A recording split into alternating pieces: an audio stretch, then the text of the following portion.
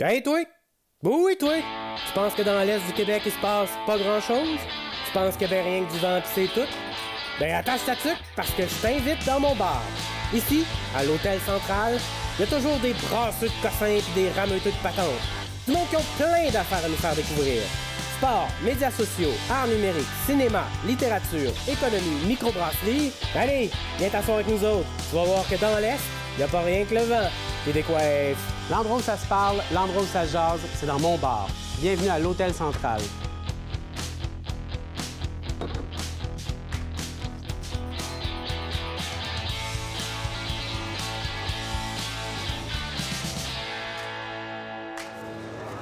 Hey, hey, salut, jeune homme. Oh, extraordinaire, la belle visite. Yes, comment ça va?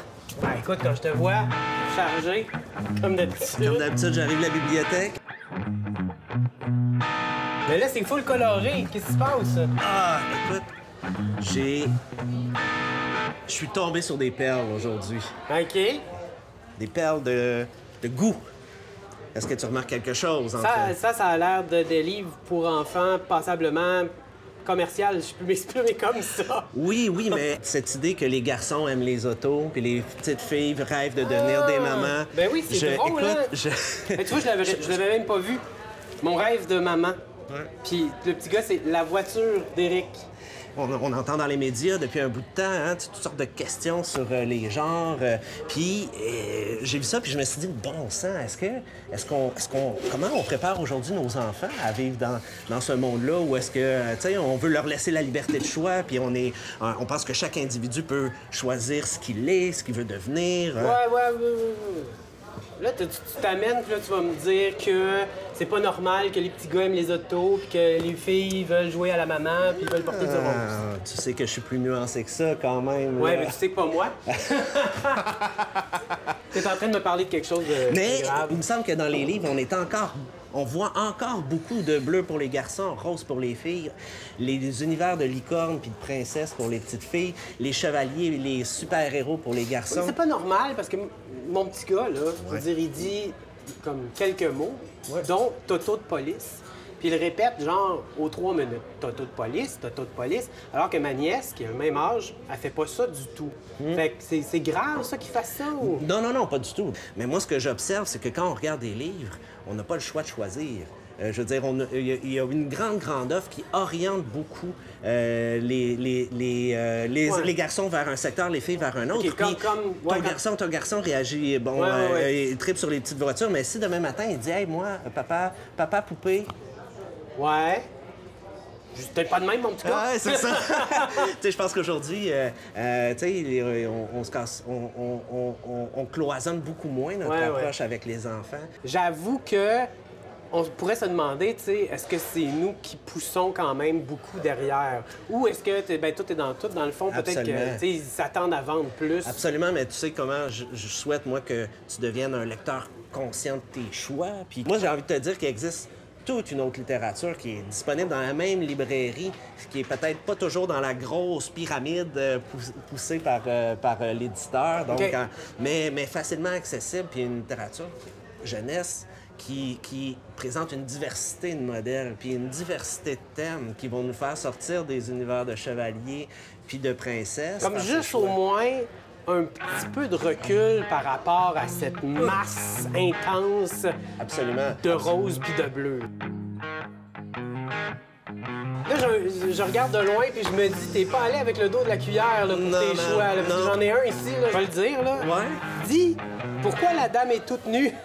Et là, on voit le poster sur l'arbre, puis il y a carrément... Là, c'est imagé, c'est des petits écureuils. Il y a une dame, c'est comme une dame écureuil qui est carrément nue. Absolument. Sur le poster. C'est un album, livre pour enfants. Oui, absolument. Ce livre-là raconte une histoire, mais bon, on est ailleurs. Le gros méchant loup, c'est autre chose. Dans ce cas-ci, c'est un sujet qui permet de parler avec les enfants de la représentation du corps, puis du corps de la femme dans les médias. Donc, ils se servent du prétexte des revues. Donc, une petite fille, des parents qui essaient d'éviter qu'une petite fille voit qu'au kiosque de revues, il y a des revues avec des femmes qui sont nues. Puis, à un moment donné, la petite fille, elle s'en rend compte. Puis les parents, vont justement initier la discussion avec cette petite fille-là pour savoir qu'est-ce qu'elle en pense. Puis, à la fin, ils vont trouver une solution, une proposition à faire au type qui tient le kiosque de revue. Donc, tu sais, ça demeure une histoire classique avec une situation initiale, puis il y a des événements jusqu'à une finalité, mais c'est une belle occasion de jaser. Tu sais, y a-tu une morale anti-nudité ou anti-pornographie? Absolument pas. Absolument pas. C'est un encouragement à échanger avec l'enfant. T'as-tu d'autres bestioles edgy là-dedans? Oui, c'est un exemple. Écoute, j'ai amené... je ne l'ai pas avec moi, il était prêté déjà, mais Élise Gravel, qui est une illustratrice puis une auteure québécoise, fait des livres vraiment intéressants. Ouais. Elle en a fait un sur la consommation qui s'appelle La clé à molette. Puis, je t'encourage à aller voir son site web. Okay. Sur son site web, elle a mis plein de bandes dessinées, de planches qui travaillent ou qui questionnent justement les genres. Okay. Donc, c'est quoi être un garçon, c'est quoi être une fille, qu'est-ce qu'on peut ne peut pas faire. Elle a tout mis ça gratuitement. C'est super le fun. J'ai comme l'impression que moi-même, je pourrais en apprendre sur toute cette discussion-là qui a cours en ce moment. Peut-être même que tu devrais en apprendre sur cette discussion-là. Oui, assurément. Tout le monde devrait en apprendre sur cette discussion-là.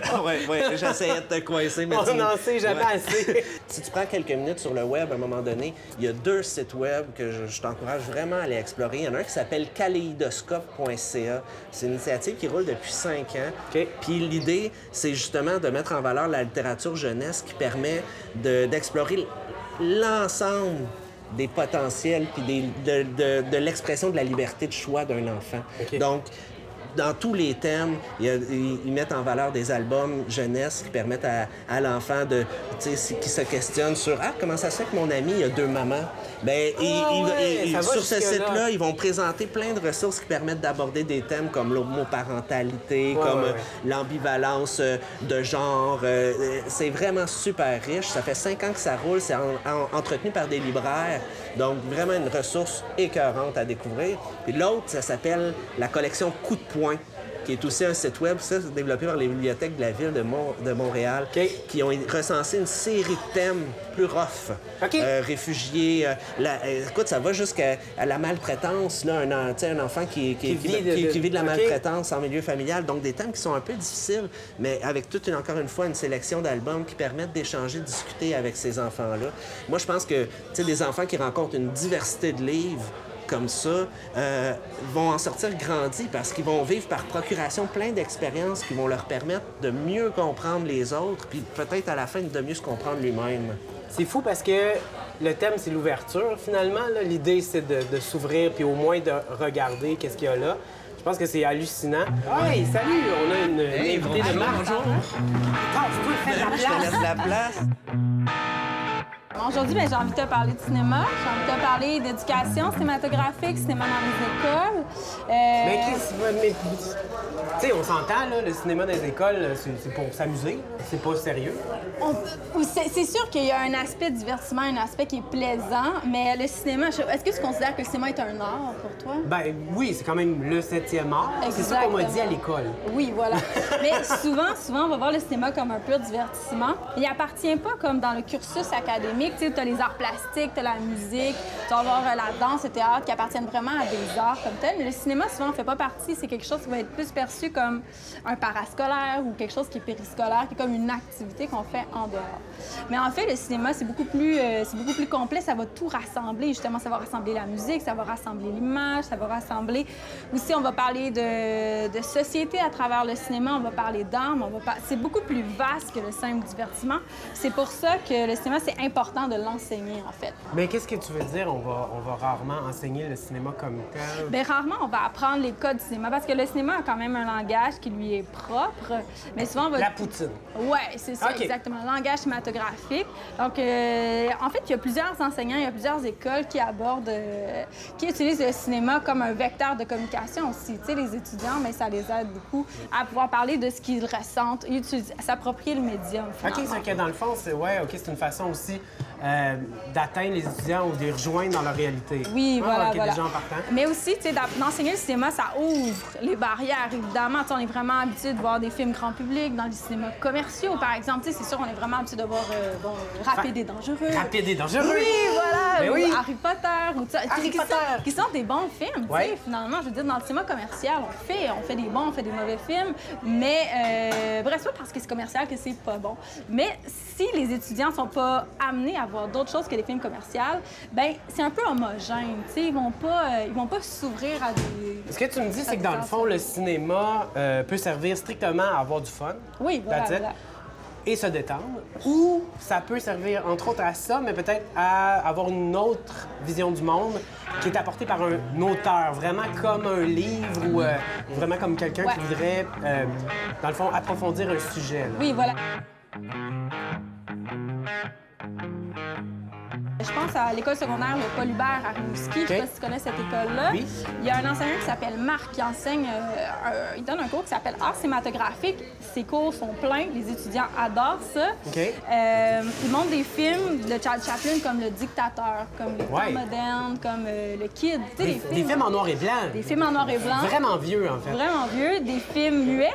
Des films des années 20, des années 30. Les étudiants aiment ça, des films oui. gris.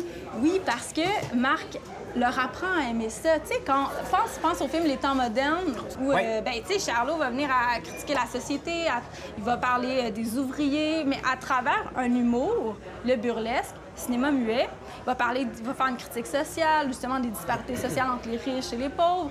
Et les étudiants sont amenés un peu à analyser ça. Puis c'est assez intéressant parce que c'est le reflet de cette société-là à cette époque-là. Je pense à Alain Dion, par exemple, enseignant au cégep de Rimouski. À chaque année, il va présenter le film Les Ordres de Michel Brault. OK, EV. Oui. EV programme. Oui, exactement. Mais Michel Brault, cinéaste super important de notre cinéma, que peu de Québécois connaissent, très connu à l'étranger, par contre, film Les Ordres, qui parle de la crise d'octobre. Bien, montre ça à un étudiant qui a 17 ans, là. Ça le jette à terre, là. Mais c'est drôle, ça m'intrigue parce que je peux à la limite comprendre que même à travers un film noir et blanc comme Charlie Chaplin, c'est quand même... Charlie Chaplin, c'est un maître dans l'art de faire des blagues très rigolotes, mais qui sont pas si drôles quand tu lis en filigrane ce qui se passe vraiment. Exactement. Comme par exemple dans Le Dictateur. Mais pour ce qui est des ordres, là, on s'entend, c'est quand même... Ah, ben peut-être par la tragédie, il y a quelque chose qui vient rechercher l'étudiant quand...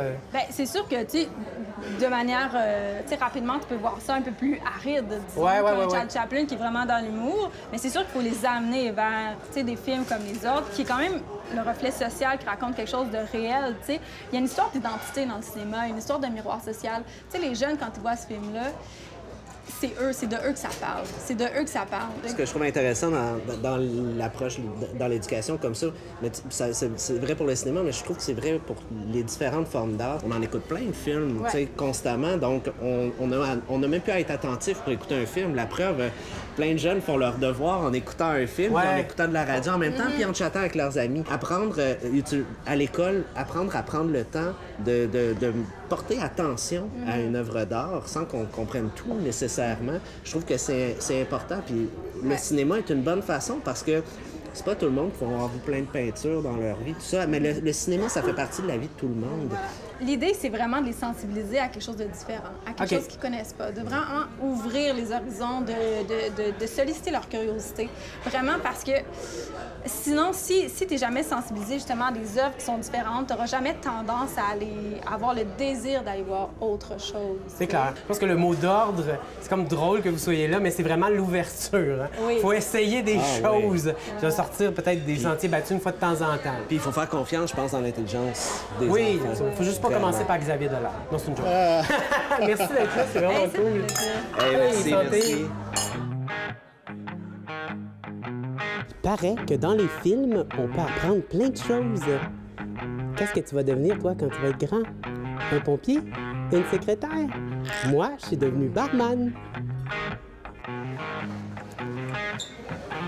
Ah! Check ça, toi, j'étais justement en train de couler une pinte. Je sentais qu'il y avait quelque chose qui arrivait ici. Moi, depuis que je suis jeune, je pense et je crois que la nature doit être accessible à tout le monde. Eh bien non! Eh bien non, non. Non. Au Québec, on a un passé, je te dirais, féodaliste. OK? Ouais, avant, mais attends, si on parle de 1977, là, Oui. avant ça, il y avait jusqu'à 2000 clubs privés sur le territoire du Québec. Et quand je dis club privé, là, ça veut dire c'est des gens qui possèdent un grand territoire et c'est seulement les membres, comme au Costco, c'est seulement les membres qui ont le droit d'aller sur le terrain et d'aller pêcher sur la rivière et de chasser. Mon père m'a parlé de ça, m'a raconté ça. Ça a vraiment l'air qu'avant, on n'avait pratiquement pas le droit de mettre les pieds en forêt. C'est que les riches, et on va le dire, là, dans le fond, des compagnies anglophones qui avaient... Oui. Dans le Des fond, riches la même- américains. Des riches américains, carrément. 80 des membres OK. de ces clubs privés-là sur le territoire du Québec appartenaient à des riches américains. Et puis, en 1977, après un long combat citoyen, le gouvernement de René Lévesque a décidé de... Il appelait ça déclober. OK. Déclober, ça veut dire exproprier ou ouvrir le territoire à chaque citoyen du Québec. Fait que les gens qui avaient, mettons, un chalet, ils pouvaient garder leur chalet, mais les lacs et le gibier étaient de nouveau accessibles à toute la population du Québec. Mais là, je te parle du passé, mais malheureusement, ce n'est pas le passé des clubs privés, parce qu'il en reste encore un. En 2020, presque. Presque en 2020, de la vieille école, et c'est dans notre belle région, MRC-les-Basques, à l'est de Rivière-du-Loup. OK. Il y a encore un club privé, c'est le Club Appalache, qui appartient, comme à l'époque du féodalisme, avant 1977, avec des droits exclusifs de pêche et de chasse. C'est tout de même assez incroyable. Mais moi, ça ne me rentre pas dans la tête. Je veux dire, c'est pas toi qui as inventé la rivière. Je veux dire, un être humain ne peut pas se revendiquer le droit de posséder quelque chose qui est essentiel pour les autres. Non, Moi, je suis ben, contre la propriété privée. Évidemment, la propriété privée, ça veut pas dire que n'importe qui peut rentrer chez vous et ta brosse à dents, il faut que tu la passes au quartier au complet, là. Mais quand on parle d'une rivière, de gibier, de fraises, hey, sur le territoire du Appalache, il y a un homme qui a été expulsé et arrêté parce qu'il cueillait des framboises. Là, on s'entend que c'est pas les gens de là qui ont planté des petits framboisiers. Non, c'est Dame Nature avec son vagin cosmique et avec sa Avec boule quoi de donc? cristal. Ben oui, ben oui. Je veux dire, pour avoir cueilli des fraises, y a quelque chose de plus pacifique que cueillir des fraises? Sur un pet de bébé, cueillir des fraises, puis donner un bec à un chaton, je veux dire, c'est 3 affaires pour enrayer Attention, la la guerre dans le PETA monde. aurait une idée différente sur ce que tu dis là. Une autre affaire encore plus drôle, il y a un homme aussi sur le territoire, il y a eu une amende de 500 parce qu'on l'a accusé de chasser. OK. La seule chose qu'il avait dans ses mains, c'est une hache. Ah, OK. Il dit, quand ça, je chassais, j'avais une hache. Ouais. Si tu connais la chasse un petit peu, là, Ouais. on va s'avouer une que hache. si tu chasses avec une hache, peu importe ce que tu pognes, tu as le droit de le garder. Même t'es au zoo, C'est t'as comme le le droit. next level après chasser avec ses dents, genre. Oui, exactement. OK, Une ouais. hache, je veux dire, tu sais, t'as un orignal. Ouais, c'est pas évident. Chasser avec une hache, c'est aussi utile qu'avoir une chainsaw dans un Ouais. salon de coiffure. Si tu te donnes le droit de posséder de l'eau potable, qui est essentielle à la survie de l'humanité, dans pas long, Bill Gates va acheter le soleil et va nous vendre ses rayons. Maintenant, on va acheter la Lune, puis on va exproprier Pierrot. Non, pauvre petit Pierrot. C'est Moi, qui va avoir le droit d'être dans Lune, tu sais? Tu vas être dans Lune, tu vas rêver que quelqu'un va venir te voir. Excuse-moi, c'est à moi la Lune. C'est beau ce que tu dis. Ben, C'est une façon poétique de le mettre. Non, mais c'est une idée en image, on le voit bien. je suis un anarcho-poète. Cela étant dit, Oui. je t'aviserais pour poursuivre ta démarche d'anarcho-poète Oui. d'acheter des actions si jamais le soleil se vend en bourse, parce que tu risques de faire du cash pour pouvoir continuer à promouvoir tes idées. C'est excellent. Avec plaisir, mais je peux te dire que t'es mon plus beau rayon. Oh! Puis la prochaine fois, on va parler des terres de la couronne. OK. Salut, monsieur. Hey, salut! Bonsoir, bonsoir. Très fort! Je me disais l'autre jour, je ne sais pas si un jour on va pouvoir mixer la forêt avec les technologies ou d'une certaine façon. Oui, ça se fait de jeu, puis ça se fait pas dans des clics de même. Il faut expérimenter à Mais part. tu dis que ça se fait déjà? Ouais, ça se fait déjà. Es-tu déjà allé en Gaspésie? Ah, OK, ouais, le Nova Lumina. C'est ça. Le Ok. Val Lumina à Ouais, Chandler, ouais. dans le bois de Pabot. Un super bel endroit où ils ont enrichi un parcours dans la forêt avec du numérique. Puis là, c'est pas juste du visuel, là, c'est du son aussi en lien avec ça. Ouais. Nova Lumina à Chandler, en Gaspésie. Exact. J'ai été là, puis c'est fou que tu ramènes cet exemple-là parce que ça peut pas être autre chose, là. C'est vraiment ça. On arrive là, puis on est dans une forêt mystique. On est vraiment dans la forêt, là, faut le dire, là. Puis comme tu disais, il y a beaucoup de lumière, de son, d'effets. Qu'est-ce qui t'a frappé quand tu es allé là, toi? Tu embarques dans le bois, tu sais, Ouais. puis tu te sens plus dans le bois. T'es tellement ailleurs, tu là-dedans, t'as les lumières qui t'éclatent partout. C'est posé assez méthodiquement les choses dans cette forêt-là que tu te sens transporté, t'es immergé, t'entends du son qui passe proche de toi, mais c'est posé à quelque part, tu sais, dans un arbre de plus de 12 pieds de long, puis Faut le faire. Là, on parle d'une expérience immersive complète. On rentre dans une espèce de petit village de lutins avec, comme tu disais, des lumières et du son aussi. Fait qu'on est complètement dedans. Mais c'est un endroit où tu te promènes. c'est un parcours complet qui dit à peu près une trentaine de minutes. Puis tu marches dans le bois, t'as un bâton de lumière que quand tu te trimbales dans le bois, à l'aide d'une technologie qui s'appelle la technologie Beacon. C'est comme un peu prendre de l'ecstasy avant de faire le chemin de Compostelle. Ça ressemble un peu à ça. J'ai déjà essayé, mais je l'ai pas tripé. J'ai plus Et moi, trippé à Nova Lumina. J'aurais dit que la meilleure des réponses, c'est je sais pas ce que c'est que prendre l'ecstasy, mais bon, OK, passons. Passons à ça. Effectivement, il y a quelque chose d'un trip hallucinogène. Ça, on peut pas le nier. Il y a littéralement une espèce de diamant au bout du bâton. Puis c'est vrai que quand on approche certains arbres, bien là, tout d'un coup, il va se passer justement des effets visuels avec ce bâton-là, de la lumière, des trucs comme ça. Puis tout au long du parcours, ça suit une espèce d'histoire qui reste quand même assez floue. Mais où est-ce qu'il y a énormément d'interactions aussi. Là. Non, mais tu vas apprécier si tu vas à Nova Lumina, je suis confiant, c'est une expérience à vivre. Ben, tu me donnes le goût, oui, je vais y aller. Vraiment. Parce que ça fait 4 fois que je vais au rocher percé. Non, ben, tu t'arrêteras par là avant. Ben non, mais c'est ça, exact. Ça permet de voir autre chose, de voir une autre réalité de l'Est du Québec, finalement. Et vas-y avec des yeux d'enfant, c'est encore mieux. Eh oui, c'est clair. J'en ai toujours dans mes poches. C'est beau ce que tu dis. Santé tout le monde. Santé.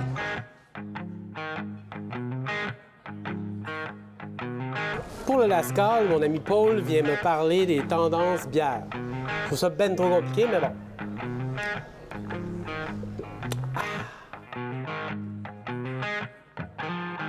On a ici une double New England IPA, pêche et fruits de la passion. Ça n'a pas d'allure. Ça n'a pas d'allure. Non, mais on s'entend, si on peut juste boire. Ouais, c'est rendu compliqué. Compliqué, là. Il y a vraiment une explosion des possibilités, mais on dirait que ça n'a plus de fin. C'est comme de l'expérimentation, c'est quoi? Ouais, je dirais que c'est une évolution qui s'est faite naturellement par étapes. On a dépassé le stade de la petite bière blonde, la petite blanche. À un moment donné, on a bu la petite blanche avec une tranche d'orange. Là, on s'énerve un petit peu plus. Puis on a commencé à explorer. Tu sais, maintenant, on a vraiment plus de bonnes microbrasseries, des belles brasseries artisanales qui vont se promener un peu, qui voyagent, puis qui nous rapportent des idées nouvelles. Oui, mais c'est quand même assez fascinant parce que je sais qu'à une époque, le trip, c'était ma sorte. Tu sais, les gens, là, ils disaient, là, ça, c'est ma sorte. Ils allaient au dépanneur. ouais. T'as-tu ma sorte? Ouais. Ma sorte, c'est la bleue ou whatever, là, quelle marque. Ouais. Puis là, ça t'es en train de changer, mais du tout au tout. On dirait que si t'as une même bière 2 fois, ben là, t'as carrément perdu ton temps. Là, Il y a tellement il y a trop de choix. nouveautés, là. Même moi, j'en bois beaucoup, puis il y a des mois, il y a 110, 112, 115, 120 nouveautés.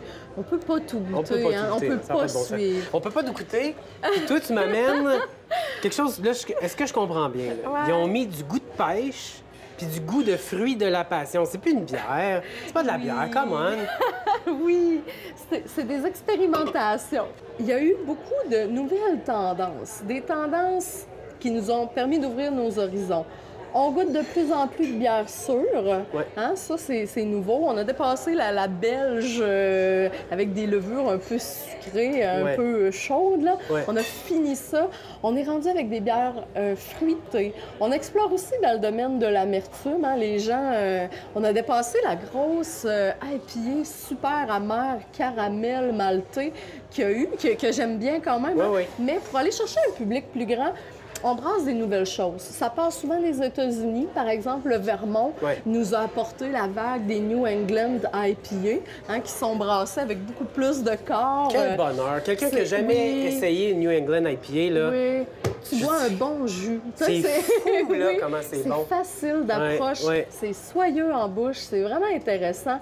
Puis des fois, on s'amuse un petit peu plus. Là, hein? On va avec des doubles appellations. Ici, on a une double New England IPA. Déjà là, ça aurait été un bon OK, là, programme. décortiquons, là, on n'a pas le choix, là. J'en reviens pas qu'on boit une bière, puis là, il faut comme... Ah ouais, non, Mais- non, ça prend le cerveau. OK, on commence par Ouais. double. Ouais. Double, ça veut dire déjà qu'elle est forte. Ici, on a une bière à 8 Donc, 8 Ouais. il y a du stock là-dedans, il y a du corps. Double, New England. New England IPA. Donc, le style Nouvelle-Angleterre, ce qu'on parlait tout à l'heure. Là. Oui, c'est ça. Qui généralement est caractérisé par... Au goût, c'est qu'on va chercher vraiment le côté aromatique du houblon. On va chercher pour venir balancer le travail du houblon avec l'amertume. L'amertume et l'aromatique sont là forts les deux. Puis on va chercher le côté des fois tropical, fruité, des agrumes. Hein. C'est ça qu'on aime, c'est facile. C'est quand même l'affaire qui vient chercher probablement le palais là, de tout le monde. Oui, tu as des arômes de pêche, puis des arômes exotiques. Oui.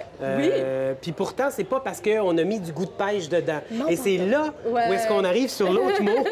Puis là, qu'est-ce qu'on est rendu à? New England IPA, pêche et fruits de la passion. Un petit peu d'exotisme ici. Ils ont mis des pêches et des fruits de la passion dedans. Oui, le petit côté surette, hein, les gens l'aiment beaucoup. Fait que là, on aime la IPA. Déjà, au Québec, on aime ça. On est friands de ça. Même s'il y a toutes sortes d'autres affaires, la IPA, c'est ce qu'il y a de plus vendu quand même. Hein. C'est clair. C'est ce qu'on va toujours rechercher. Mais en allant chercher le double, wow, là, c'est costaud. Et le fruit, on va chercher une grande clientèle. Tu veux que je te dise ma théorie là-dessus? Ah oui, donc? C'est parce que on a une relation qui est très particulière avec le gin, puis aussi toute notre relation avec la forêt, avec le bois. Puis dans une IPA, ce qui frappe en premier, c'est les résineux. C'est le sapin. Oui, exactement. Toi, t'es là, tu bois du sapin. Résineux. Je pense qu'il y a comme un lien à faire, mais c'est ma théorie. Qu'est-ce que ça vaut? 20 ans de barmanisme, c'est une idée. Mais maintenant, de mettre des fruits de la passion, là, j'avoue que tu atteins un niveau que je sais même pas si je suis prête à aller, par exemple. La couleur est cool, il y a une belle opacité. C'est juteux, hein? Des fois, ça nous rappelle quasiment le côté juteux. Mais il n'y a pas juste ça hein, comme nouvelle tendance. Ça, j'évoque ici les bières aux fruits, les bières un peu acidulées. Mais tu sais, on a les bières barriquées, les bières assemblées aussi. Ça nous intéresse au Québec de plus en plus. Hein? C'est clair. Oui, les bières qui sont travaillées, assemblées, les brassins spéciaux. On a toute une série d'amateurs de bières qui recherchent hein, ces nouveautés-là. On les appelle les beer geeks. Ben oui, on les appelle. C'est toi, ça! Ouais, j'en fais peut-être un peu partie. C'est clair. Pour nous amener une espèce de pâte foncée comme ça, puis tu me dis que c'est de la bière, on essaye tout de suite. Qu'est-ce que ça sent? Ben, moi, je trouve que ça sent le jus de pêche. J'en ai pris une gorgée. Puis je dois t'avouer, je suis surpris en premier lieu par le fait que c'est pas une joke. Non. Je t'explique tout de Si suite. on est dans le sérieux, c'est du bien fait. Pour vrai. Ça a l'air racoleur, ta plus meilleure bière, le label est funky, plus coloré. Mais les arômes de pêche, fruits de la passion, ça reste sec. Ça tombe assez rapidement. Oui, je suis d'accord. Puis le côté sûr qui balance le reste. Ce que tu sembles me parler ou me glisser comme ça, c'est ce qu'on a nommé dans les médias sur la bière, la cupcakeisation de la bière. Comme dans petit gâteau sucré, où on peut pas se contenter d'un beau petit gâteau avec un glaçage, mais au contraire, on va rajouter ci, on va rajouter ça, jusqu'à temps que ce soit comme une œuvre d'art complexe. Aux États-Unis, on s'amuse beaucoup, beaucoup plus à créer des bières un peu, des fois, on se dit, là, c'est tiré par les cheveux, là, ça n'a pas de bon sens. Cette semaine, on a même vu arriver, je pense que c'était en France, une bière au cassoulet. À un moment donné, on peut-tu faire de la bonne bière, là? C'est ça, ici, on reste dans les règles du bon goût, puis c'est ça qui est le fun. Ça va chercher un public qui peut-être s'intéresserait pas à la bière. Totalement, c'est clair. Ça mérite de l'attention, en tout cas, sur les tendances bières. Absolument. Trop fort. Super.